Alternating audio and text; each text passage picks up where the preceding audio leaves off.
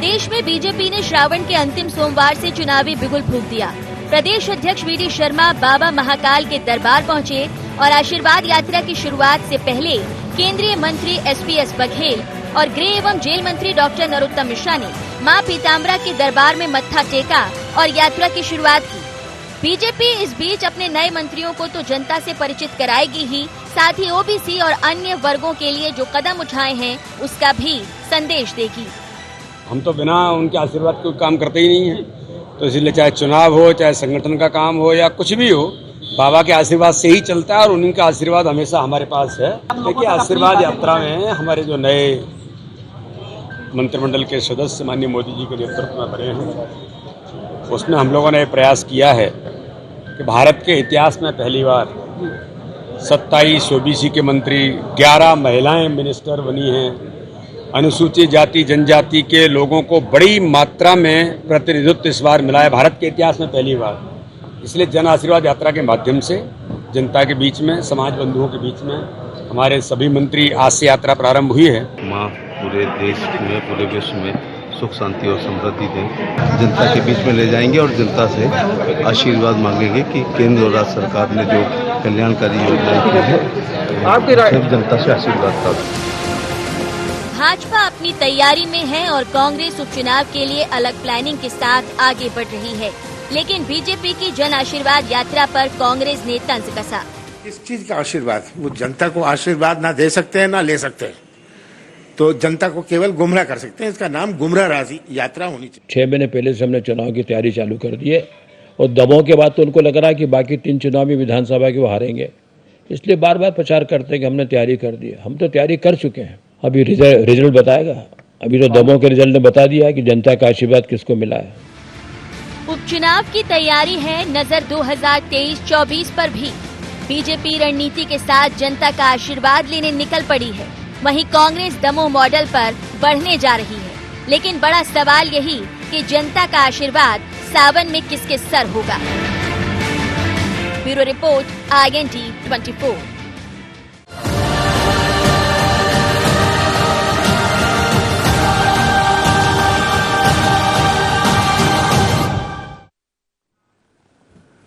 नमस्कार, IND agenda चुनावी सावन झुमके में आपका स्वागत है। मैं हूं आपके साथ नवीन पुरोहित। चर्चा को विस्तार देंगे, उसके पहले IND एजेंडा के मुख्य बिंदुओं की तरफ एक निगाह डालते हैं। उपचुनाव के पहले भारतीय जनता पार्टी की जन आशीर्वाद यात्रा के क्या मायने?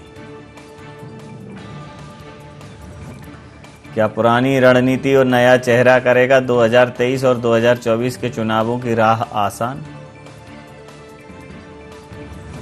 क्या दमोह के परिणाम से भारतीय जनता पार्टी हुई सजग? भारतीय जनता पार्टी की जन आशीर्वाद यात्रा की क्या काट ढूंढेगी कांग्रेस? इन्हीं सवालों के साथ चर्चा में आप सबका पुनः स्वागत है। मध्य प्रदेश में भारतीय जनता पार्टी की जन आशीर्वाद यात्रा का बिगुल फूंका जा चुका है। दतिया से एस.पी.एस. बघेल, और अगर बात करें प्रदेश अध्यक्ष वी.डी. शर्मा की, तो वो खुद स्वयं उज्जैन जाकर, और सिंधिया जी जो है वो 19 अगस्त को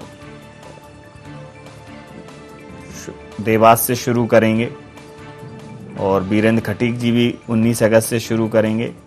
तो कुल मिलाकर चौतरफा कांग्रेस अपनी उपस्थिति दर्ज कराने की जगह भारतीय जनता पार्टी को ये कह रही है कि वो ये यात्राएं कर रहे हैं, उन्हें इसका नाम फरेब यात्रा रखना चाहिए, आशीर्वाद तो उन्हें मिलेगा नहीं। कांग्रेस भारतीय जनता पार्टी की यात्रा पर सवाल उठा रही है, लेकिन अगर कांग्रेस के पास कोई मंतव्य है, कोई ऐसा विचार है जो जनता के दिलों को छू सके, तो कांग्रेस को भी जाना चाहिए जनता के पास। तो ये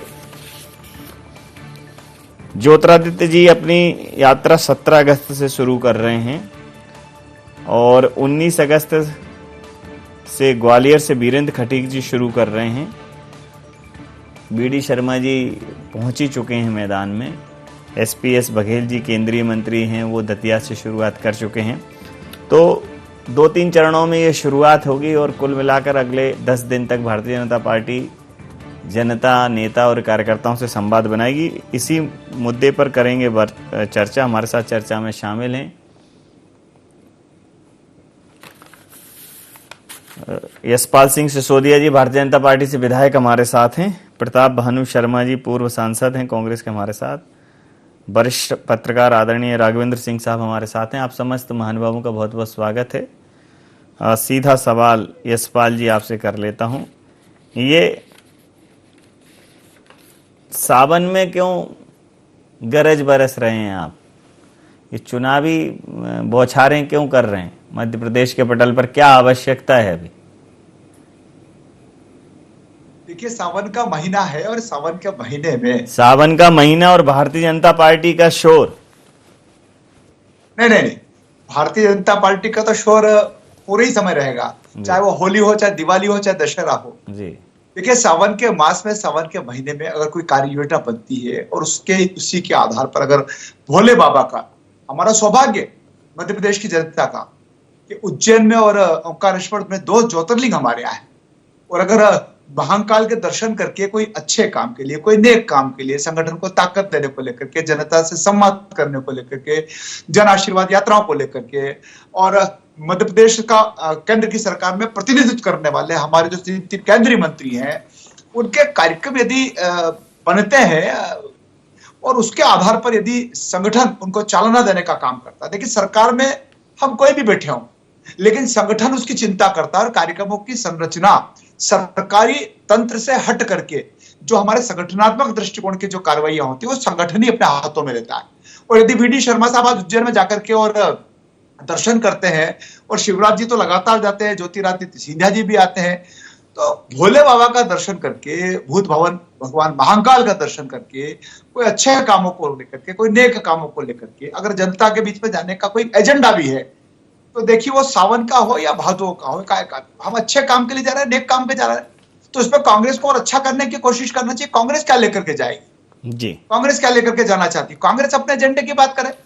भारतीय जनता पार्टी का तो संगठन तय करता है नवीन जी, और भारतीय जनता पार्टी के संगठन ने किया है कि केंद्र में देखिए इतना बड़ा प्रतिनिधित्व महिलाओं को कैबिनेट में, ओबीसी को कैबिनेट में, और जिस प्रकार के सरकार का काम चल रहा है, उन कामों को लेकर के अगर केंद्रीय मिनिस्टर जाते हैं और भारतीय जनता पार्टी के मध्य प्रदेश के संगठन के लोग, भारतीय जनता पार्टी के मध्य प्रदेश में सरकार में बैठे जनप्रतिनिधि लोग, अगर वो सब मिलकर के समन्वित रूप से, सामंजस्यता के साथ अगर जनता के बीच में जाते हैं, तो ये प्रताप भानु जी से पूछ लेने के लिए, प्रताप भानु जी से पूछ लेता हूँ सर, ये तो चुनावी सावन है इनका, गरज रहे हैं, चमक रहे हैं, बरस भी रहे हैं, अपने यहाँ थोड़ा सा सूखा पड़ा हुआ है।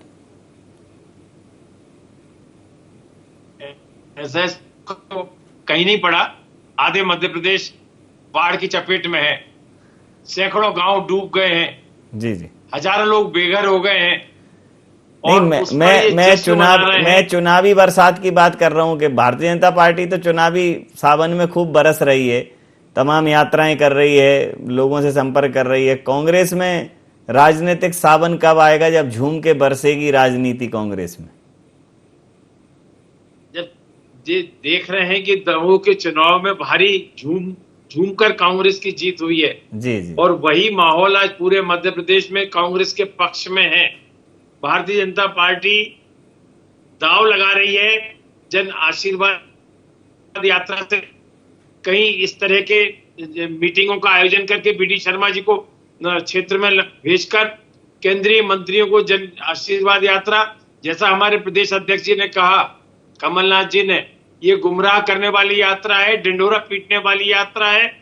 और जब लोग दुख दर्द से परेशान हैं, बाढ़ में डूब रहे हैं, संकट में हैं, मध्य प्रदेश में कोरोना के तीसरे लहर की संभावना प्रबल है, क्योंकि पूरे देश में फिर से नंबर बढ़ने लगे हैं, दक्षिण भारत से शुरुआत हो गई है। ऐसे समय में यात्रा निकालने का, और वो आशीर्वाद यात्रा, काहे की आशीर्वाद यात्रा, ये तो स्वयं स्वागत सत्कार यात्रा है, और बीडी शर्मा जी स्वागत सत्कार यात्रा के प्रभारी हो गए। भारतीय जनता जी पार्टी क्या इनकी भूमिका नहीं अदा कर रहे, इन केंद्रीय मंत्रियों के स्वागत अधिकारी के रूप में वो उसकी अगुवाई कर रहे हैं, एडवांस पार्टी के लीडर हो गए हैं। और दूसरी बात नवीन जी, कि कांग्रेस कभी भगवान का, ईश्वर का नाम महाकालेश्वर जी का नाम, कभी आपका दतिया की पीताम्बरा पीठ का नाम राजनीतिक उपयोग में नहीं करती। सावन का महीना धार्मिक भावनाओं का महीना है, लोगों को पूजा पाठ में लगे रहने दो, अपनी तरफ से श्रद्धा भावना में लगे रहने दो। आप क्यों जाके उनको डिस्टर्ब कर रहे हो? खुद का स्वागत करा रहा है, उनके घर द्वारे पर जा नहीं रहे। समझ लेता हूं। आज बघेल ने दौरा किया, मैं आपका बताना चाहूंगा ग्वालियर संभाग में। जी उनको अपना खुद का स्वागत अभिनंदन करवाने का कोई एजेंडा नहीं था।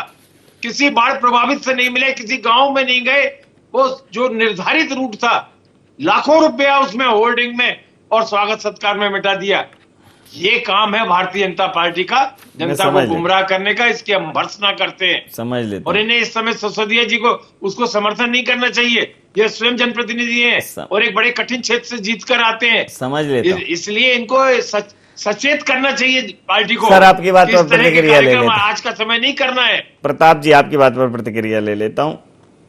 सर, जिस प्रकार से राजनीति के इस सावन में भारतीय जनता पार्टी खूब चमक रही है, गरज रही है, बरस भी रही है, कांग्रेस कह रही है, कांग्रेस का आसमान एकदम साफ है और कमलनाथ जी सूर्य की तरह दमक रहे हैं। और बरसात की राजनीति के बरसात के इस मौसम में कमलनाथ की गर्मी छाई हुई है कांग्रेस पे। वो कह रहे हैं ये तो धोखे की यात्रा है, गुमराह यात्रा होना चाहिए इसका नाम। लेकिन सवाल ये उठता है कि इसका नाम जो भी होना चाहिए वो नाम आप क्यों नहीं देते? देखिए नवीन जी, ये राजनीतिक टोटके हैं ये। जी, मेरी आवाज पहुंचती है आप तक? जी आ रही है। दरअसल प्रताप भानु जी बहुत भले लीडर हैं और उस जमाने के लीडर हैं जब ये सब कम चलता था जी। लेकिन वो अपनी पार्टी के वकील के रूप में भी यहाँ हैं। वैसे पेशे से वो इंजीनियर हैं प्रताप भानु जी, लेकिन उनको पार्टी की वकालत करनी पड़ रही है। जाहिर है कि राजनीति में जो प्रतिस्पर्धा होती है, आपको उसी भाव पे चलना पड़ेगा। बीजेपी जिस तरह से राजनीतिक गंडे ताबीज का इस्तेमाल करती है, मुझे लगता है कि जो कांग्रेस का नेतृत्व है वो थोड़ा उसमें पिछड़ गया है जी। और इसी के चलते जो कांग्रेस के प्रवक्ता हैं उनको डिफेंड करने में दिक्कत होती है। और जैसे उन्होंने कहा अभी कि हम इस तरह की चीजों में विश्वास नहीं करते।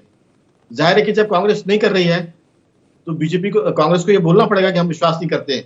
जबकि हम सबने देखा है नवीन जी कि जब चुनाव आए थे, लोकसभा के आम चुनाव, राहुल गांधी जी मंदिर गए थे, उन्होंने जनेऊ धारण किया था जी। लोगों को वो अपना गोत्र भी बताते थे जी। तो सियासत में इसकी कहाँ माने वो बची है कि आप क्या बताएंगे और क्या नहीं बताएंगे। अगर आप नहीं बता पा रहे हैं तो उसके बदले में डिफेंड करना पड़ रहा है। तो सियासत में सब चलता है, बशर्ते कि कोई करने वाला हो। बीजेपी कर रही है और कांग्रेस पिछड़ रही है, तो उसके पक्ष में यही तर्क देंगे जो प्रताप भानु जी दे रहे हैं। मुझे लगता है कि कांग्रेस इस मामले में थोड़ा सा पिछड़ी हुई है, चाहे वो जनता के बीच में जाने की बात हो, कार्यकर्ताओं को जगाने की बात हो। कहीं ना कहीं कांग्रेस कमजोर है। आपने कहा कि कमलनाथ का जो सूर्य वो चमक रहा है सावन के महीने में, और उसकी तपिश से कांग्रेस लथपथ है पसीने से कमलनाथ जी के तेज के कारण। ये बारिश का मौसम है, इसमें तो फुहारे गिरना चाहिए, धुआंधार बरसात होनी चाहिए, मूसलधार माने प्रेम बरसना चाहिए। कांग्रेस अभी इस समय थोड़ा सूखे में है और यही वजह है कि जो कांग्रेस के लोग हैं उनको डिफेंड करने में थोड़ी सी दिक्कत महसूस होती होगी। उनकी मर्यादा ये है कि वो उसको कह भी नहीं सकते कि उनको दिक्कत महसूस हो रही है। नवीन जी मैं प्रताप भानु साहब से ही पूछ लेता हूं। सर, ये गुमराह यात्रा होनी चाहिए, ये धोखेबाज की यात्रा होनी चाहिए, आप इनको सलाह देते हैं, आप खुद क्यों नहीं एक यात्रा निकाल कर बताते हैं कि ये गुमराह करने वाले लोग हैं, ये धोखा देने वाले लोग हैं, लोकतंत्र की हत्या करने वाले लोग हैं। थोड़ा सा लोड उठाइए, थोड़ा ज़्यादा मेहनत करिए। सिर्फ सदन में और सड़क पे बात, सदन में तो हो नहीं पाई, सड़क पे ही थोड़ा बहुत हंगामा हो रहा है। गांव-गांव जनता के पास पहुंचने की, गली गली तक जाने की आदत कांग्रेस को कब आएगी? देखिए, सदन तो इन्होंने चर्चा के पहले ही नहीं दिया। 4 दिन का निर्धारित किया था, 3 घंटे की कार्रवाई में सदन स्थगित कर दिया। चर्चा करने का ये फेस ही नहीं कर सकते, सच्चाई फेस नहीं कर सकती भारतीय जनता पार्टी और उनके नेता, क्योंकि कई ऐसे मुद्दे सदन में थे। जहां तक आपने कहा कि ऐसी यात्रा कांग्रेस क्यों नहीं करती, कांग्रेस जब समय आता है तो निश्चित रूप से ऐसी यात्राएं करती है, जनता के बीच में जाती है।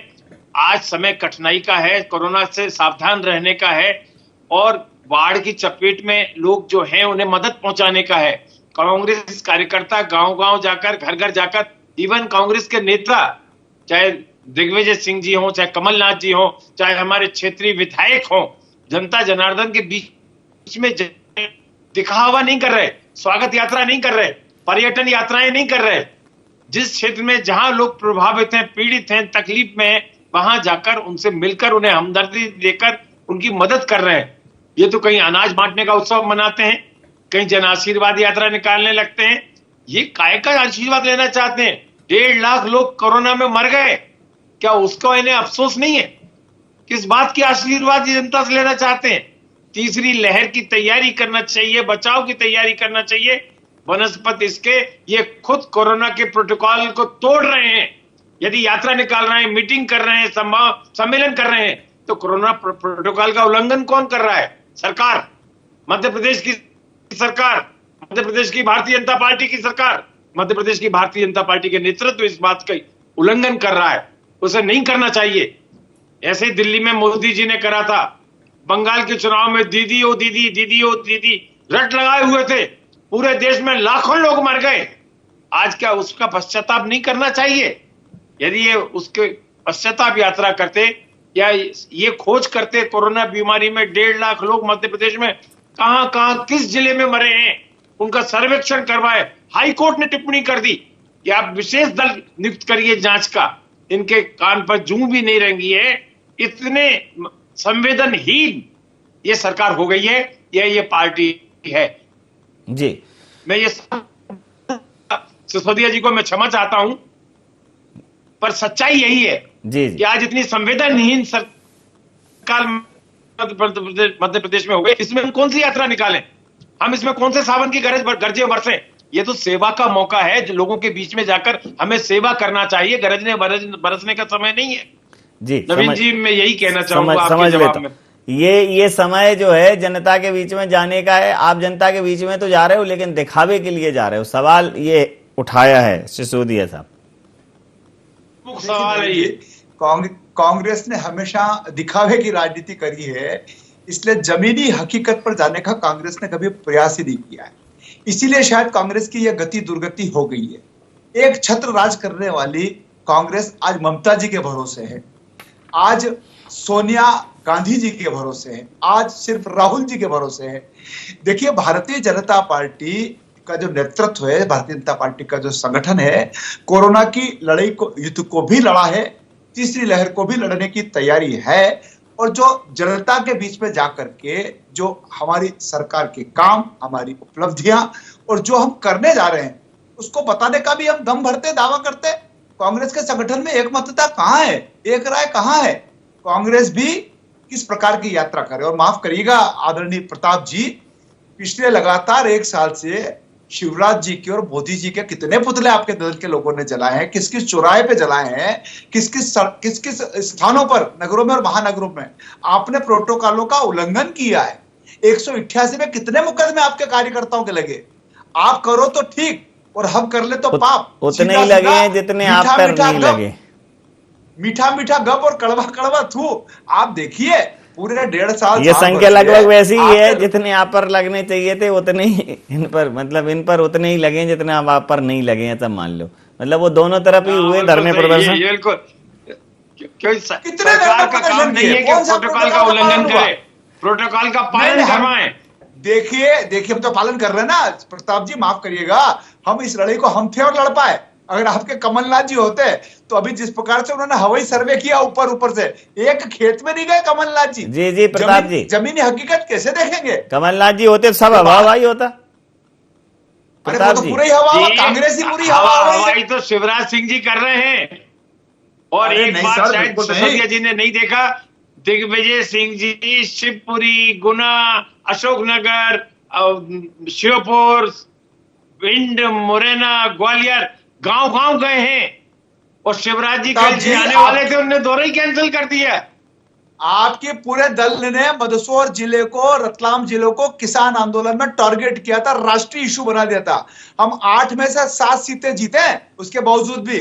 तो कांग्रेस तो हमेशा भ्रम फैलाने की कोशिश करती है, और अभी भी कोरोना के नाम पर जो भ्रम फैलाया जा रहा है आपकी ओर से, जनता जानती है कि शिवराज जी के नेतृत्व में और मोदी जी के नेतृत्व में कोरोना की कितनी लड़ाई मुस्तैदी के साथ लड़ी है। आपको तो तकलीफ हो रही ना, कभी अनाज दिया नहीं, कभी प्रधानमंत्री बनाया नहीं। यशपाल जी जो है वैसे यशपाल जी जो है संगठन का डबल डोज बूस्टर ले चुके हैं, 2 डोज में तो इम्यूनिटी आई जाती है, एक तो एमएलए ऊपर से प्रवक्ता, तो ये दोनों डोज लगवा चुके हैं, इसलिए इनकी के असर के बाद भी कोरोना का असर हो रहा है, डबल डोज बेअसर है। डबल डोज के बाद भी राजनीतिक संक्रमण का शिकार हो सकता है। लगाने के लिए तैयार नहीं थी। चलिए, कांग्रेस तो मोदी की वैक्सीन कह रही थी, अंतिम प्रतिक्रिया के साथ चर्चा समाप्त करूंगा। राघवेंद्र साहब, जिस प्रकार से बहुत समय से हम ये देख रहे हैं कि पूछ लो ना, कांग्रेस जो सवाल उठाती है वो सवाल बड़े वाजिब होते हैं, लेकिन सिर्फ सवाल उठाना ही तो समस्या का हल नहीं है। सवाल उठा के उसका जवाब, और अगर जनता उस सवाल के साथ खड़ी होती है तो उस सवाल की अगुवाई करना। कांग्रेस शुरुआत तो कर देती है, लेकिन उसको परिणति तक ले जाने के लिए जो एक निरंतर संघर्ष चाहिए, जो निरंतर एक कार्य योजना चाहिए, उसका अभाव बड़े लंबे समय से देखने को मिल रहा है। बावजूद इसके दमोह की जीत ने कांग्रेस के अंदर एक जान फूकी है। अब उपचुनाव, 3 विधानसभा चुनाव और 1 लोकसभा का उपचुनाव है, तो उसमें वो निर्णायक कहीं ना कहीं संकेत तो देंगे कि अगर उसमें कांग्रेस को अच्छी खासी बढ़त मिलती है या कांग्रेस वहां जीतती है, तो आगामी जो 2023 के चुनाव हैं उसमें कांग्रेस की एक स्थिति, मनस्थिति क्लियर होगी। तो मुझे लगता है कि उसको दृष्टिगत रखते हुए कांग्रेस को अपने स्तर पर प्रयास तो करना चाहिए। देखिए, मैं बताऊं आपको, कांग्रेस दरअसल चैम्बर पॉलिटिक्स करने में एक्सपर्ट हो गई है। कमलनाथ जी कभी भी मैदानी लीडर नहीं रहे। अगर हम कांग्रेस की बात करें तो मध्य प्रदेश में मैदानी लीडर है दिग्विजय सिंह। अब नेतृत्व हाथ में है कमलनाथ जी के, वो सूरज की तरफ तप तो रहे हैं लेकिन सावन की तरफ बरस नहीं पा रहे हैं। उनके पास पॉलिटिक्स की प्लानिंग तो है, लेकिन इंप्लीमेंट करने के लिए जमीन उनके पास नहीं है। वो ना पश्चाताप यात्रा निकाल पा रहे हैं, ना वो कार्यकर्ताओं को सड़क पर सक्रिय कर पा रहे हैं, और ना वो खुद मैदान में दिख पा रहे हैं। जी, कांग्रेस की दिक्कत यही है। इसको जिस दिन कांग्रेस समझ जाएगी उस दिन कांग्रेस बीजेपी को टक्कर दे देगी। मैं सिर्फ इसमें एक बात जोड़ूंगा जी, इस बात को दिग्विजय सिंह जी ने समझा विधानसभा चुनाव के पहले जी। आप देखिए कि उन्होंने नर्मदा यात्रा निकाली, पूरी कांग्रेस को एक्टिव कर दिया। नतीजा सामने है, कांग्रेस 114 सीट पर आई। अगर कांग्रेस सड़क पर सक्रिय नहीं होगी तो फिर प्रताप भानु शर्मा जी जैसे लोगों को डिफेंड करना मुश्किल हो जाएगा। मेरी शर्मा जी से बहुत सहानुभूति है, मैं उनको बहुत वर्षों से जानता हूं, 1980 से। भले लीडर है, लेकिन आप देखिए कि भले लीडर है तो वो सड़क पर सक्रिय नहीं है, उनको चैम्बर में बिठा के रखा है। अगर इन लोगों को मैदान में उतार दे कमलनाथ जी, तो मुझे लगता है कि कांग्रेस की तस्वीर बदल जाएगी और तकदीर में भी फर्क पड़ जाएगा। जी जी, नवीन जी, बहुत अच्छा सुझाव है। कांग्रेस को अगर समझ में आए तो शायद मध्य प्रदेश के राजनीतिक पटल पर कोई बदलाव देखे। समय सीमा के चलते मैं ये चर्चा यहाँ समाप्त करूंगा। आप समस्त महानुभावों का बहुत बहुत धन्यवाद, बहुत बहुत आभार। तो सुझाव तो है कांग्रेस के पास सवाल तो है, लेकिन उसको जवाब देने की जो सीरत है कांग्रेस में वो कम दिख रही है। कांग्रेस सवाल उठा रही है, कांग्रेस कह रही है कि इस समय जन आशीर्वाद यात्राएं नहीं निकालनी चाहिए, भारतीय जनता पार्टी दिखावा कर रही है, इन्हें तो गुमराह यात्रा निकालनी चाहिए। तो भारतीय जनता पार्टी को ही करना चाहिए क्या? एक विपक्ष के नाते कांग्रेस का क्या कर्तव्य है? और ये बात बहुत बड़ी बात कही राघवेंद्र सिंह जी ने कि सड़क पर, अगर विपक्ष सड़क पर नहीं दिखा तो फिर आप ये मान के चलिए कि वो सड़क पर ही दिखे।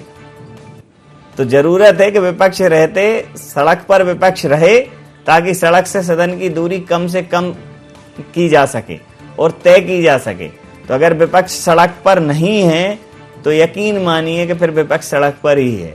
तो ये अगर फॉर्मूला समझ में आ जाएगा कांग्रेस को तो बेहतर है, और नहीं आएगा तो फिर सिर्फ और सिर्फ वो नसीहतें दे रहे हैं। भारतीय जनता पार्टी अपना काम कर रही है, जो जाएगा वो पाएगा।